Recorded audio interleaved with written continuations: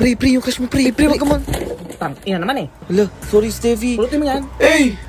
Pre, ba't mo kasi ako tinulak, pre? Sorry, pre, pero grabe naman ang ugali. Ito na, Steffi, oh. Pre, wag mo na i-crush yan, pre. Miss. Miss, dito ka na, upo ka na dito. Hindi, ayoko umupo. Hey! Miss, sorry mukha ka na kasing pagod eh. Yung gentleman ng puta. Anong problema nun? Pinapaupo na nga, eh. Tigilan nyo nga ako. O, edi wag ka umupo. Ako, ate, lakas ang tama mo. Steffi, mukhang mabigat yan. Tulungan na kita. Hindi, kaya ko to. Anong kala mo sa akin porkit babae ako, mahina ako, ha? Lo. Hindi ko kailangan ng lalaki sa buhay ko. Hey! Steffi, ikaw na nga yung tinutulungan eh. Steffi. Ano ba, wala ka bang mata? Hey! Sabay sana Ano? tayo mag-recess, eh. Alam mo, Steffi, kaya hindi ka nagkakajowa kasi ang baho ng ugali mo. Excuse me, hindi ko kailangan ng jowa para sumaya. Kaya kong sarili ko. Lalaki lang yan.